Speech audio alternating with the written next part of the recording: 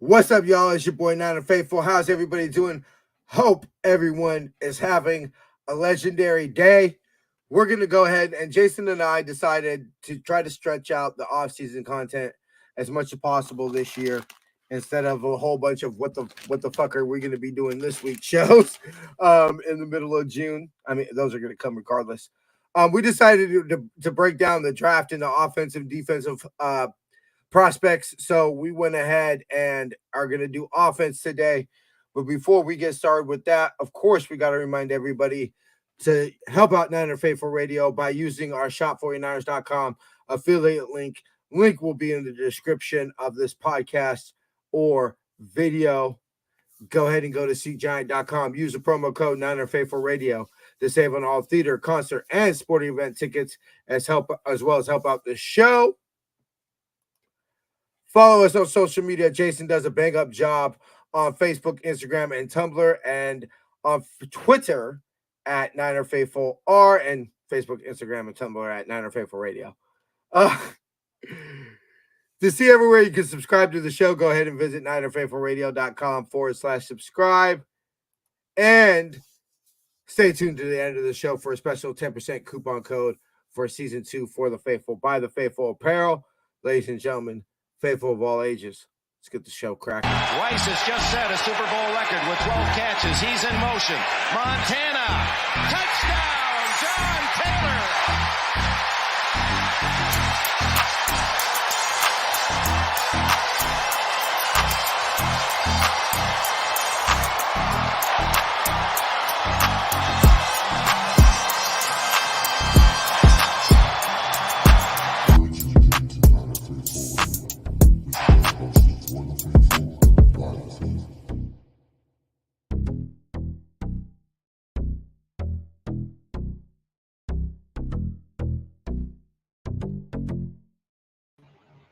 What's cracking with you, Jason?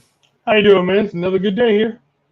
Hey, you already know, brother. Any day you wake up a 5-time champion, it's a legendary day.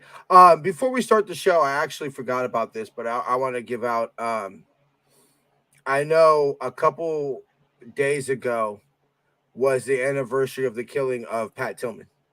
Yep. And my mama went to Leland High School along with one of my uncles. They didn't go to school with him. I have a chapter brother that said that he used to play baseball in high school against them, against Leland and play against him and his brother. I feel kind of like, yeah, he was a Cardinal and everything like that, but I mean, he's a San Jose legend. The stadium at Leland, or at least the field, is named Pat Tillman Field. So yeah, rest in peace. And we try not to get way too pro-America or anti-America or anything on this show, but if you look up the patriotism in the dictionary, I think it's a picture of Pat Tillman. I mean, we talk about sacrifices for your country. Regardless of what you think happened there, we won't get into that.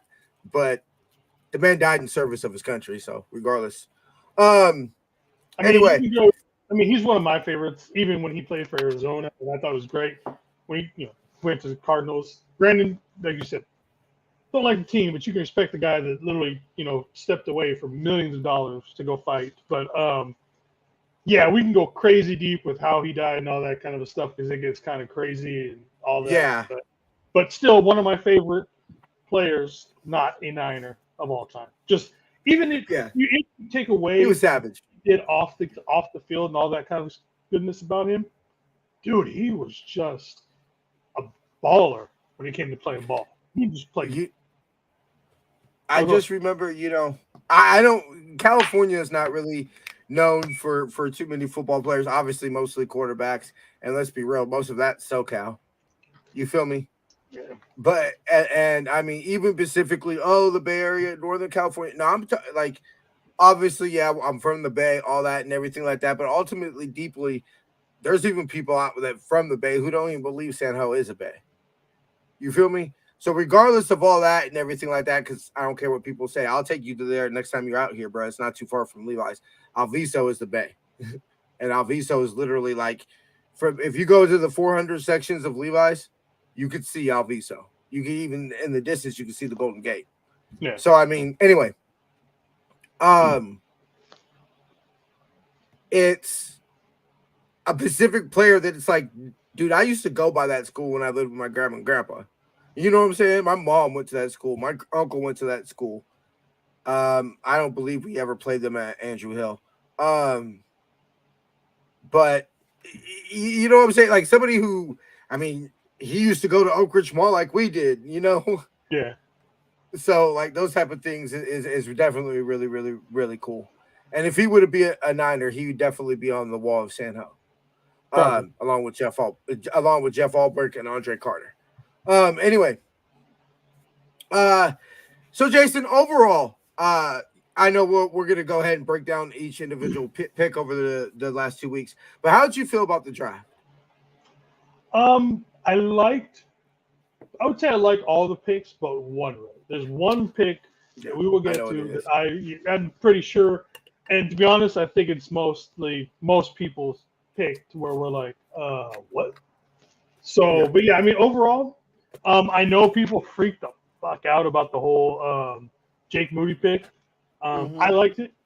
I think Shanahan was talking through his ass a little bit when he was like, well, we didn't have a 4th round draft pick, and most pickers are drafted in the 4th round. And then someone dug deep and was like, no, man, there's like no pickers picked in the 4th round.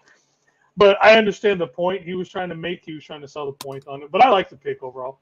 Otherwise, I thought we got a couple of guys to where they are probably going to be redshirted this year, and we'll see them in the next year or two as we start to transition some of these guys who are a little bit older, cost a lot of money, that will probably released, retired, whatever happens to them, and these guys will transition because we are a top-heavy team right now.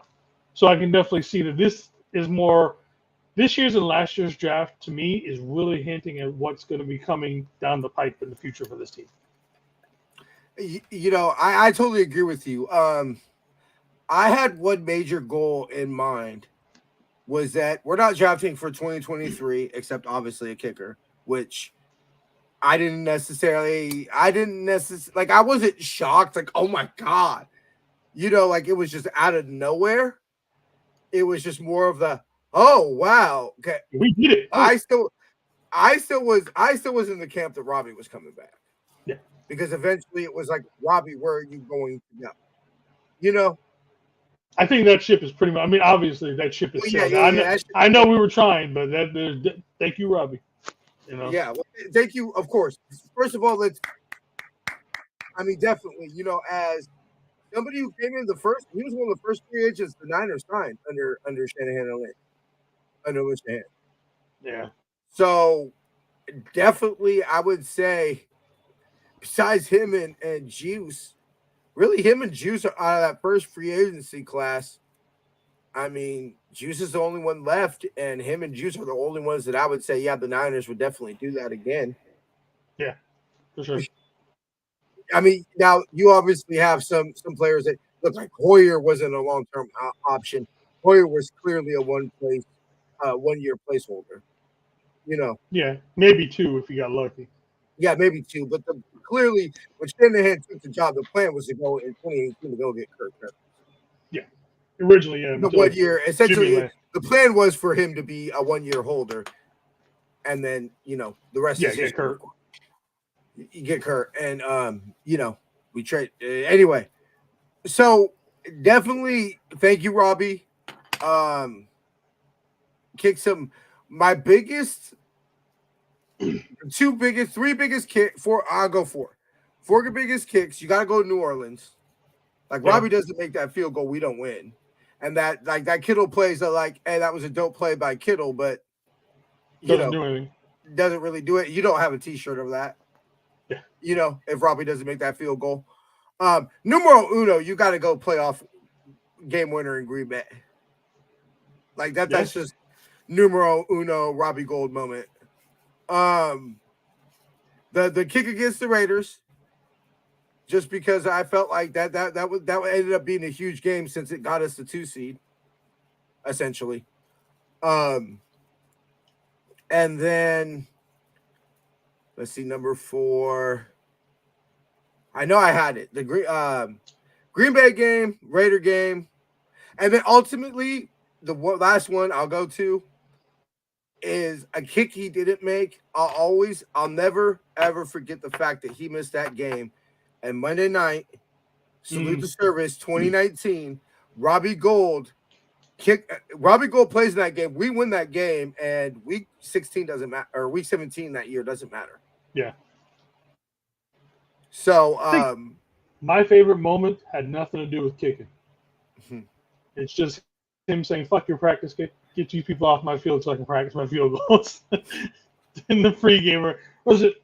No, it was one that during that one that was in pregame, one was in a coming in from half, and he was just like, "Fuck you, get the fuck off my field."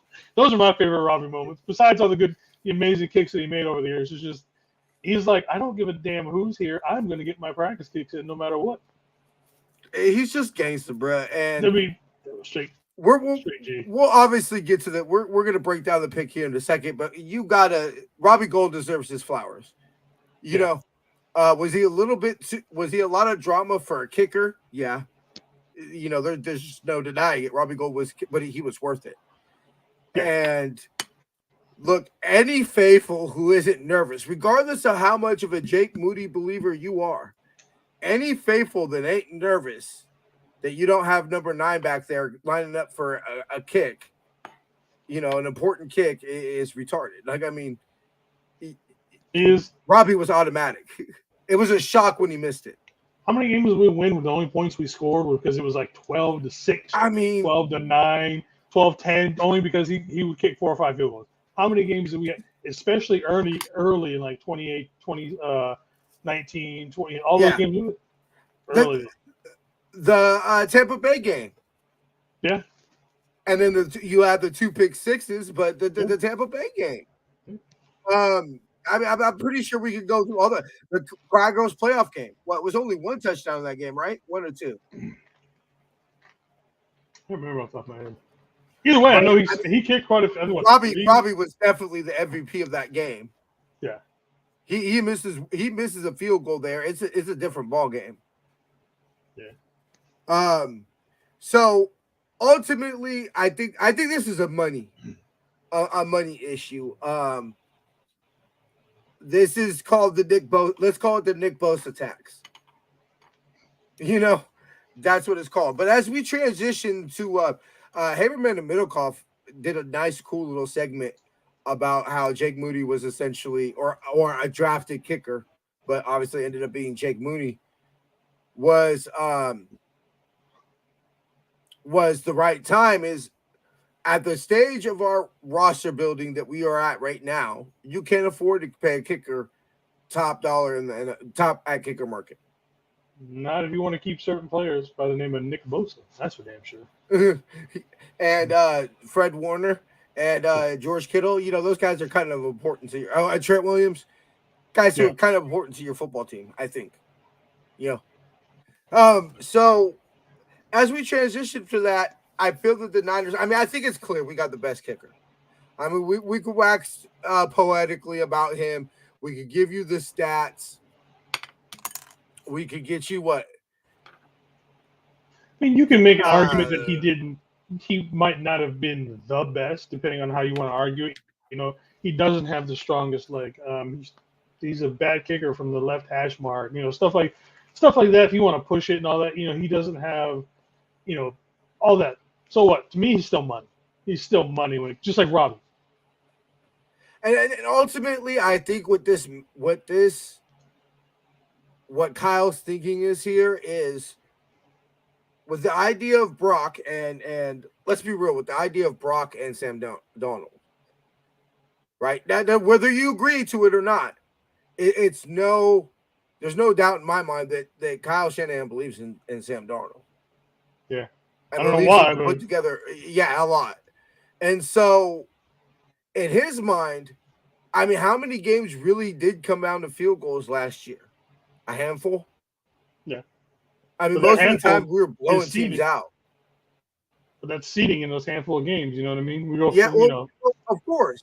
But Kyle's saying, hey, look, not disrespecting the kicker position, but saying, hey, look, if I'm scoring an average of 32, 28, 31 points a game, if my kicker misses a handful of field goals, as long as it doesn't cost us games, I He can think he's live with it. okay with that. Yeah. You know, because you're going to say, hey, most of those times, what's the difference? The score now is 35 to 21 to 17 to 14. I mean, how many points is this defense going to give up? What's the difference between a 38 to 17 win and a 35 to 17 win? You know what I'm saying? Like, how many points legitly this defense going to be, which I'm excited to get to because I've watched some Jair Brown and Daddy likey what he sees. Yeah, so far I'm liking some of the tape that I've seen on him. I would say, sure, you could break down, but I think the consensus is Jake Moody was the best kicker available, and he feels a need. And I have said Starting need. a starting need, which is very rare of this football team.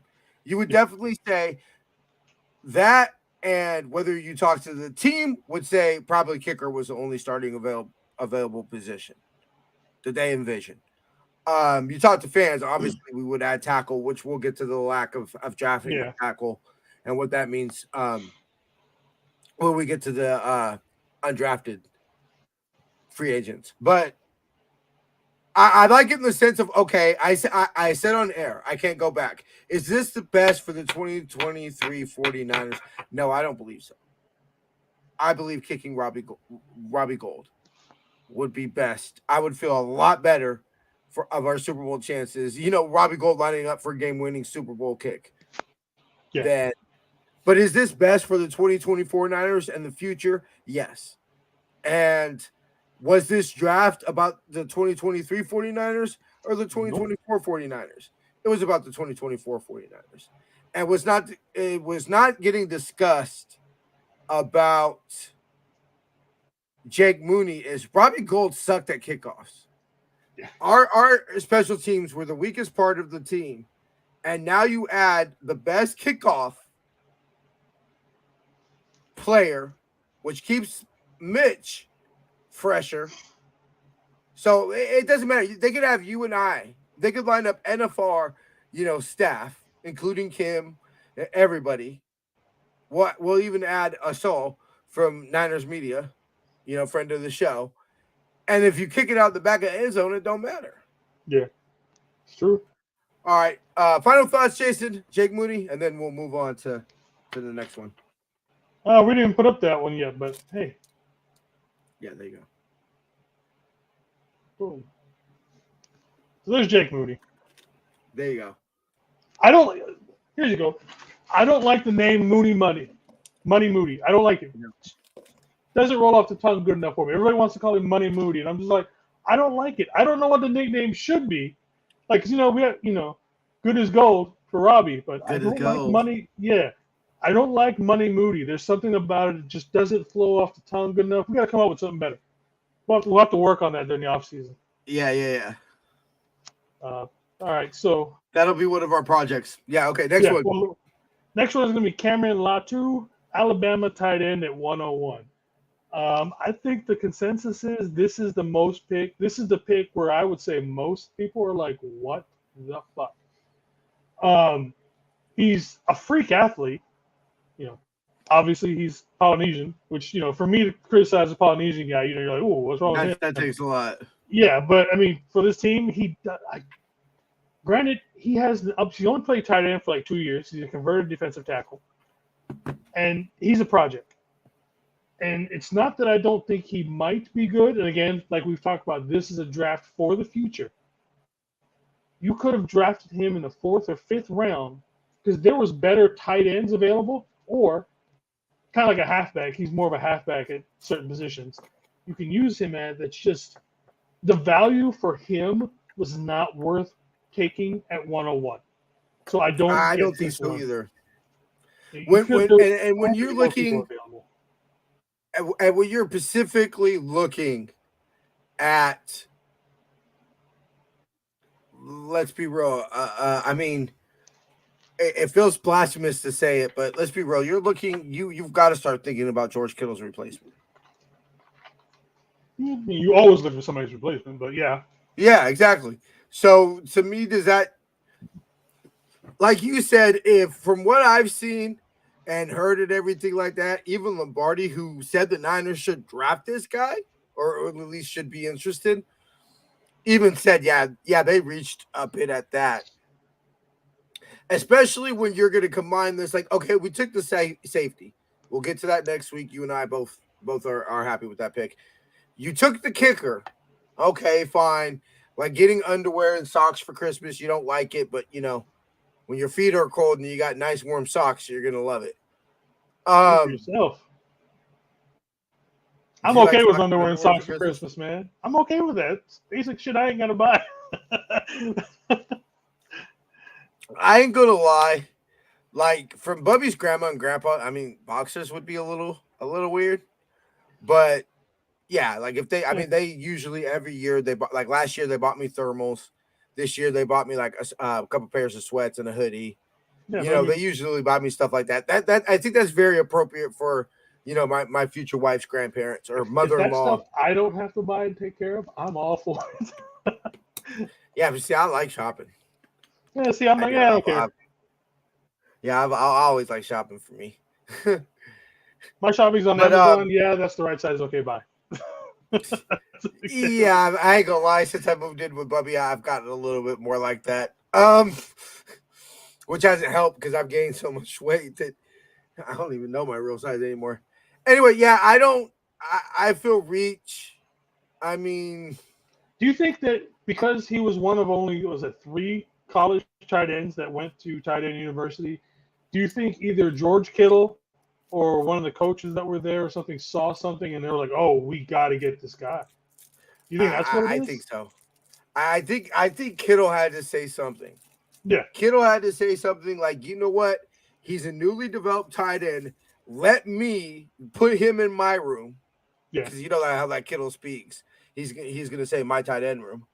Yeah, put him in with me. I'll take him in tomorrow. I worked with him at tight end U. We talked about what we would develop if we got drafted with the nine. Yeah, it had to be a lot of that. Yeah, that's to me because, again, it just goes back to the value. There was so many other players on the board that would have had a more immediate impact this season, even as a project. I thought there was better people available at this pick than what he is. And Cam, if you're watching, hey man, not personal. We're just breaking it down. I feel let down because we hear, oh, this is such a deep tight end class. This is such a deep tight end class. I mean, this is who we, we'll get to the 7th round pick, who I don't look as a tight end. I look as a OW. Yeah. Yeah. I'm looking. Let's be real. Juice replacement. Anyway, we'll get there. But yeah, I just felt a little let down that after all the hype of finally having a 2 tight end set, having it not be when Kittle, gets banged up like he does every year because he plays like a madman. Instead of patchworking things together, having something reliable, semi-reliable, if Kittle goes down. Yeah. Or even better, he doesn't go down because he doesn't have to play an insane amount of snaps. Yeah. All right. Okay, next. Yeah. Next, we have the guy who I actually think is, like you said, he's going to be an offensive type weapon. But when it comes to being a prospect for tight end, I thought he was a much better tight end project than what Latu would be. I mean, yeah, he's got a better radius. He runs better routes. I don't know if you watched. I just watched the tape on him about a half hour ago. This guy likes to block. He hits people. Yeah. So, yeah, but like I said, he's a little short, a little bit smaller, and maybe that's why. But like I said, this is probably going to be closer to something to where it's going to be more of like a juice replacement, an offensive weapon, aka something along the lines of like a Debo play, perhaps. If he gets traded, gets hurt, blah blah blah. That's where somebody with this skill set comes in and fulfills that role. I mean, he was productive, 58 games, 75 receptions, 998 yards, 13 tugs, 13.3 reception. He was pretty Started all much the 13 final, games last year. the number one weapon for Oklahoma last season. I mean, he went from a role player his first couple of years to being pretty much the offense ran through him a lot of times. All 13 games, totaling 514 yards, ranked second on the team, and a team high 7 touchdowns on 39 reception. Also completing his only pass attempt for a touchdown that season in 7. His 7 receiving touchdowns are tied 5th most nationally among collegiate tight ends. Yeah. So, I mean, what, a flyer in the 6th round? What was it, 6th, 7th? 7th round? Yep. No problem. Now, this is the one, the next one we're going to get to. This is the one I'm excited about. All right. We have the receiver from Michigan, Ronnie Bell. I like this pickup.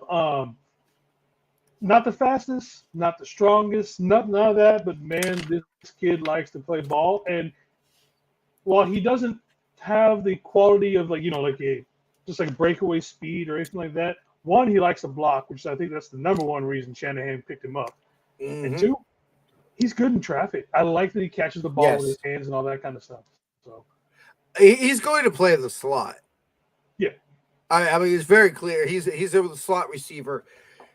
If Jauan Jennings gets a little bit too expensive, which he probably will, because you're keeping BA over Jauan Jennings. Yeah. Like that's not a question. So we said it from the jump that Jauan Jennings was going to be the next Kendrick Bourne. Come in, you play a couple of years, play well enough to get you paid somewhere else. We tip our cap to you, and we go on to the next. But the I love last it. I mean, picks, I love them so much. I think that the best 2 picks that we've had in the draft so far, value-wise and everything, were these 2 picks. I want him to see him in camp. I think he was listed at 190.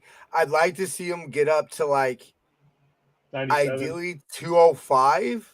Yeah, at least push it. At least if you could get up to 200. Yeah, 197, 195. 195 to 197, the end of the year. Yeah. But you say, coming into camp next year, 205, 210. I think that would be perfect for him. Future punt returner when Ray is no longer around. Yep. Definitely going to compete with Ray this year, I would think. Yeah, I Ray think should win that. He should, but I think this definitely says that, your time is not unlimited on this team with this pick. No. This is essentially who, if you put a gun to Kyle Shanahan's head and said, who is your idea of replacing Ray McCloud? He'd be like Ronnie Bell. I mean, but listen to his production: 47 games over his collegiate career, totaling 145 receptions, 2,269 yards, 9 touchdowns. In 2022. He started all 14 games, led the team with 62 receptions, 889 yards, and 4 touchdowns, while he also recorded 27 rushing yards and 1 touchdown on the ground. It doesn't say anything about his kickoff punt returns or anything. But I would totally, if you told me Ronnie Bell had half, so that would be what? 31 receptions, for 440, let's just say 444 yards and 2 touchdowns, shoot that. I'm taking that to the bank this year. Yeah, I think that might be a little high for him. That's a little high, but yeah, but for a rookie to come in with this draft for this draft pick and to have that kind of production, his being behind Brandon Ayuk, Deebo Samuels, Jauan Jennings, maybe even Ray. So, yeah, I'd be completely happy with that production for this year. Yeah. I mean, you can't complain. No. I think they nailed every pick. I'm not every pick, but I think they definitely nailed this pick. Now the problem with him is while he is a jack of all trades, he's not a master of any, which I think is what the knock on him is that, like I said, not the tallest, not the greatest reach, not the fastest. But when you look at the way he plays football, both him and Braden Willis those two guys, they went out and got guys who like to play football. Yep. And I think that's the reason why with these two last picks, it got me really excited. I didn't know much about Braden Willis. I knew the name. I knew some from Ronnie Bell because I ended up watching a little bit of Michigan just because it's Harbs. So I knew, I'd seen him play and stuff like that. So, but I went back and, I spent Sunday and today watching more film on these two guys. I really like the way these guys play football. And ultimately, what excites me about this as well is that, and overall, especially when you go back to kicker, none of these positions we're fucked if this doesn't work. Yeah. Jake Mooney doesn't come in, can't make a kick to save his life. Well, you got Blake Gonzalez. We're not depending on Jair Brown to start. So my ultimate question is, do any of these players make an impact for the offense this year? And who and why? Obviously, besides Moody. Yeah. I think if anybody cracks into like getting a decent amount of time, I think it's going to be Braden Willis. Simply because I don't think Cameron Latu is going to be ready this year. He's more of the project. Yeah. I think that with Ronnie Bell, he might get stuck behind obviously BA, Debo, Juwan Jennings, and then you can argue whether he's or not going to be inactive. Yes, but I'm saying could he get above maybe Danny Gray? Maybe kind of thing. Could he get above Danny Gray on the depth chart perhaps? But with Braden Lewis, I think that pretty much marks the end for Dwelly. Does what I mean? Yeah, I mean, if they normally keep 4, they have 5 now with drafting Latu and Willis. So, what you look at George Kittle, Charlie Warner. Yeah, I mean, unless you think you could sneak Latu through the practice squad. Yeah. I see if you're going to do a project. I mean, he gets injured in camp. Yeah. And has to go on IR or something. And another reason why is say Juice gets out, who plays fullback? Well, that goes to Dwelly. We have that in Braden Willis now. So again, Braden Willis. So we have that again, doubling down on somebody. Who are you going to take, Dwelly or the rookie? I would put him on the depth chart above Latu just because the versatility. Yeah. Just you've seen the production.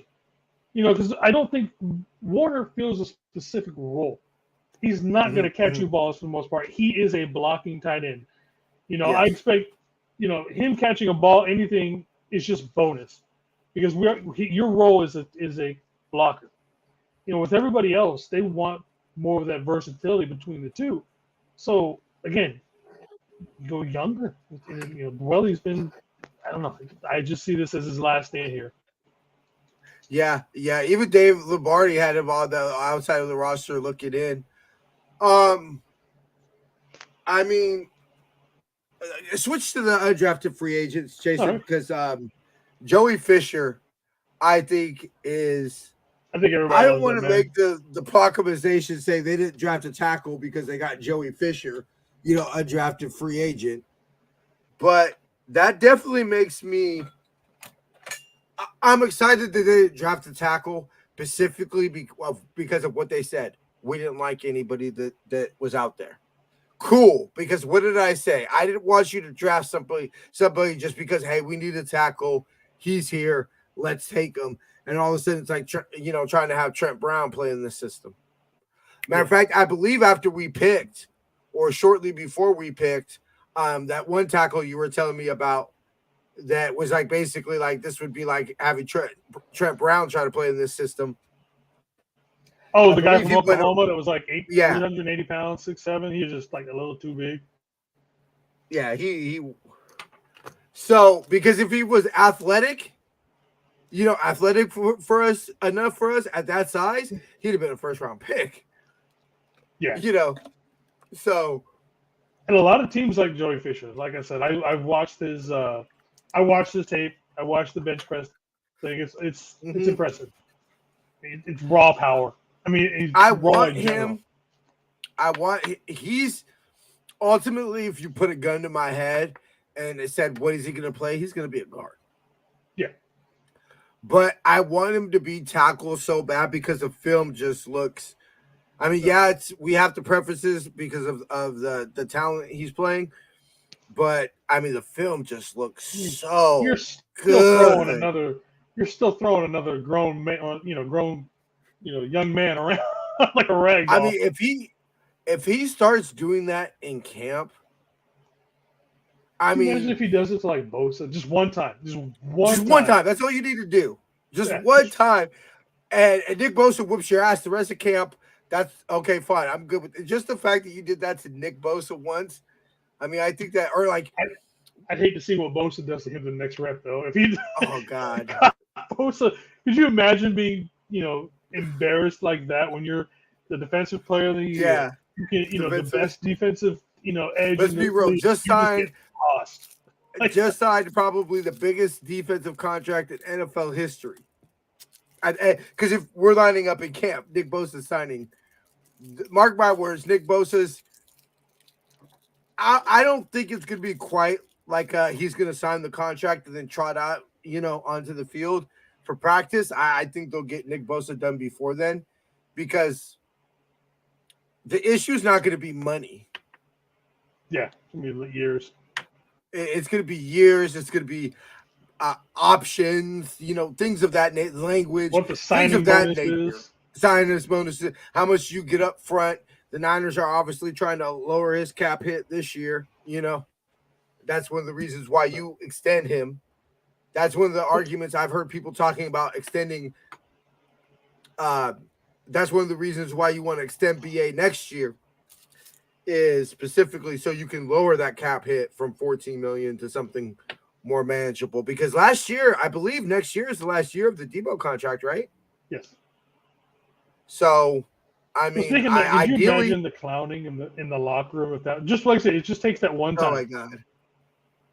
Just not even the locker room. Could you just imagine the personal film set, like the D-line film study the next day? Yeah. Like how much shit Chris Kasarik would talk. Did my camera stop? Your camera, you're good. We can hear you audio. Huh. Yeah, let's stop this. I don't know why it's doing this. My camera's been. I got to get a new camera before next season. I don't know what's up with this thing. Yeah, there's going to be a couple upgrades. I'm trying to. Yeah, I'm going to have to definitely get one. But here, let me leave. Yeah. Do your thing. So yeah, I mean, looking over the undrafted free agent. Oh well, Jason just took them away. We obviously got that ready back. Hold on, let me pull up the list. 49ers undrafted free agents 2023.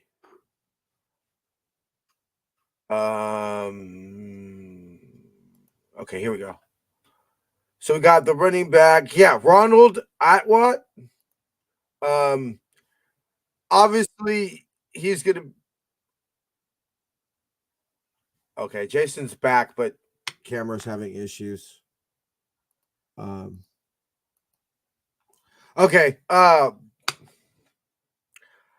He's gonna be somebody to obviously keep your eye on. We all know how undrafted free agent running backs and Niners go. No one is more excited than me that we didn't even draft a running back this year. How shocking is that? Like, I was even accepting the fact we were going to take one in like the 6th, or even maybe even the 5th. But to actually say that we didn't draft a running back is, that's definitely something exciting. Signing a fullback is a little interesting in the sense that you have Willis, and having Willis, so you have essentially 2 fullbacks that can back up Juice. I don't think he makes the roster. I mean, but definitely a candidate for the practice squad. Joey Fisher. I mean, started at Shepherd for 43 games.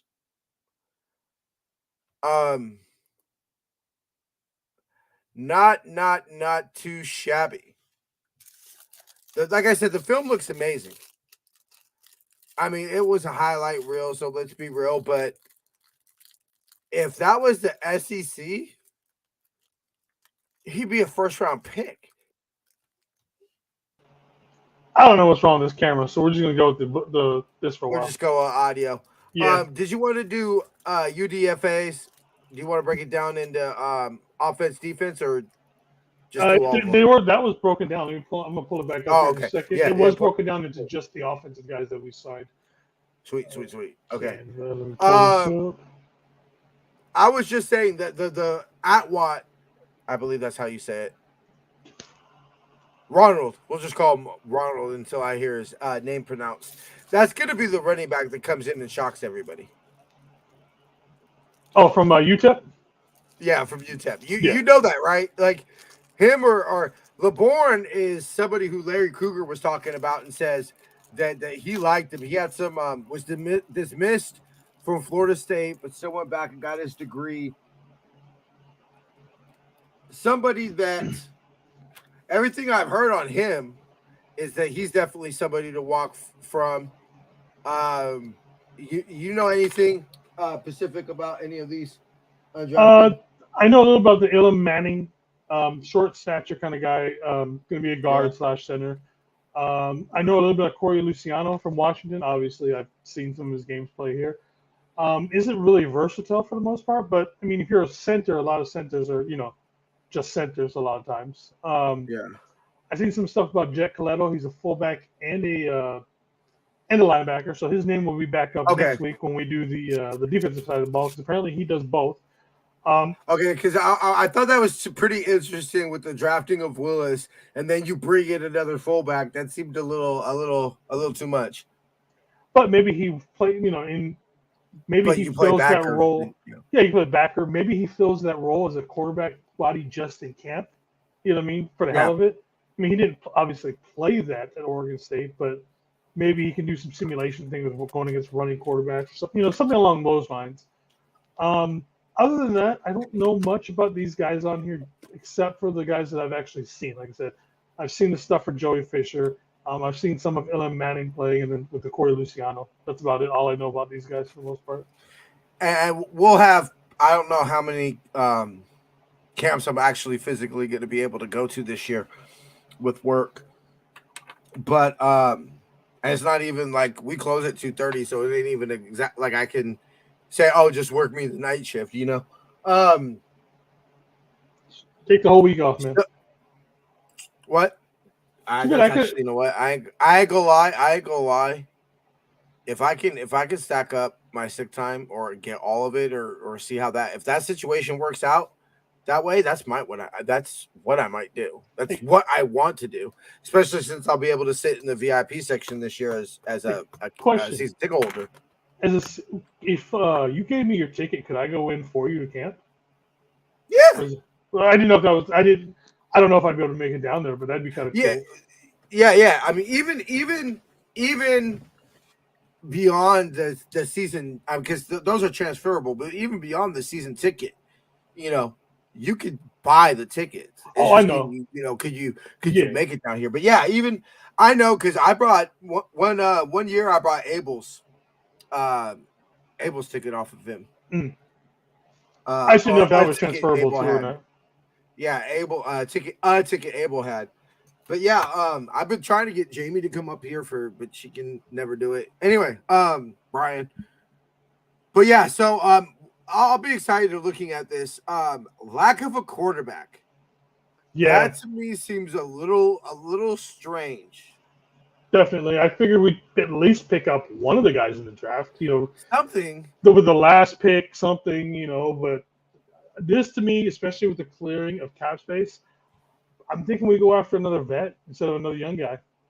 Because, I mean, our quarterback room is very young right now. So maybe you need somebody a little bit older, not necessarily to play, but just someone there to, show the younger guys the ropes. I don't know, something.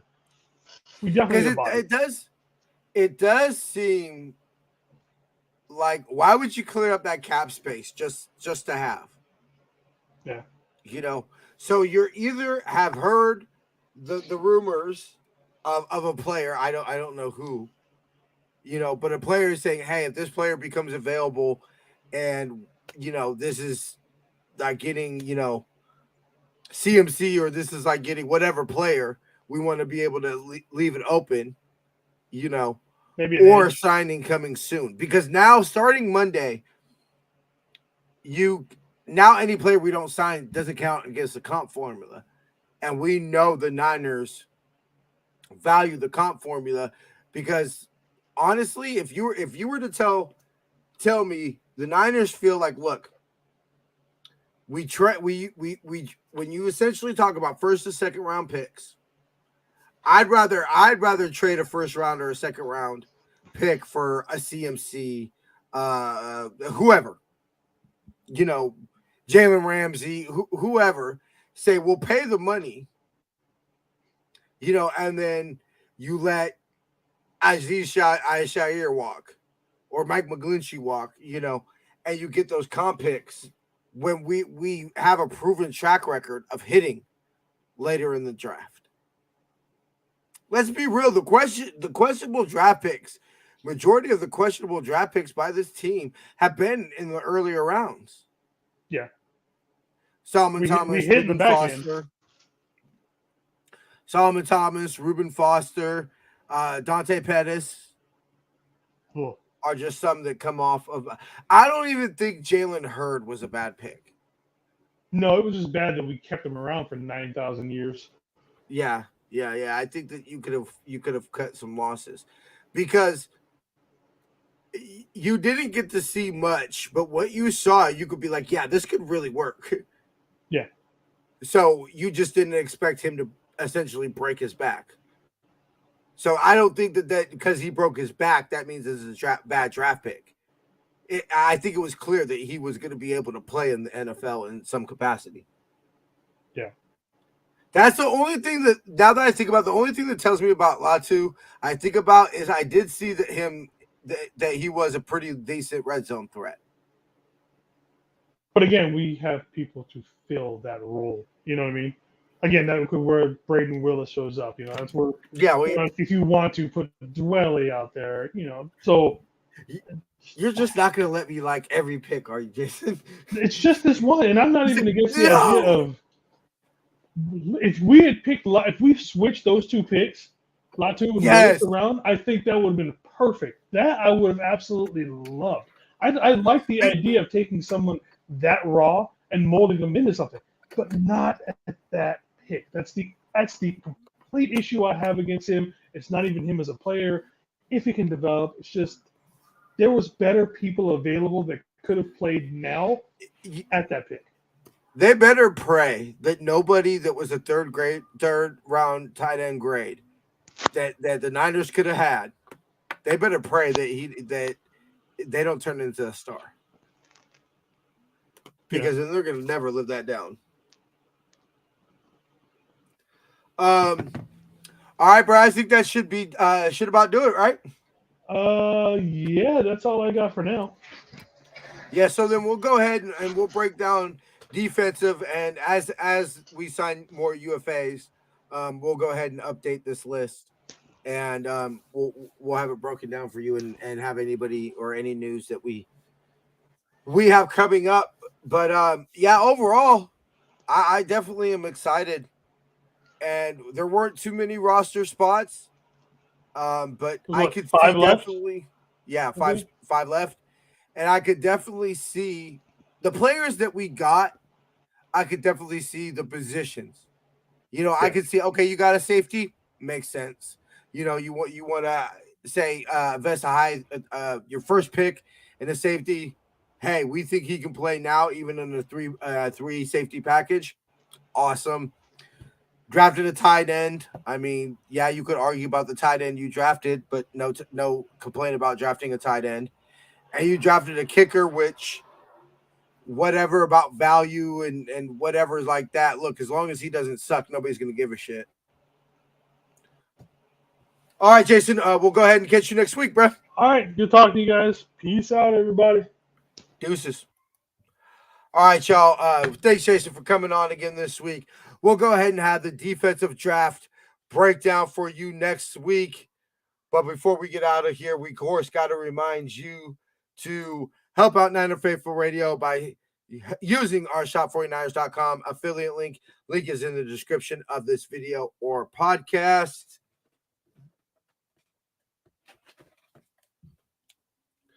Go to SeatGiant.com. Use the promo code Niner Faithful Radio to save on all your theater, concert, and sporting event tickets, as well as help out the show. Follow us on social media on Facebook, Instagram, and Tumblr at Niner Faithful Radio, and Twitter at Niner Faithful R. To see everywhere you can subscribe to the show, go ahead and visit NinerFaithfulRadio.com. And the 10% coupon for all 10% off of all season 2 for the Faithful by the Faithful apparel, season 2 apparel is the new hope. We shall see y'all next week. Same faithful time, same faithful channel. Till then, faith, love, and happiness. Go Niners. Weiss has just set a Super Bowl record with 12 catches. He's in motion. Montana. Touchdown, John Taylor.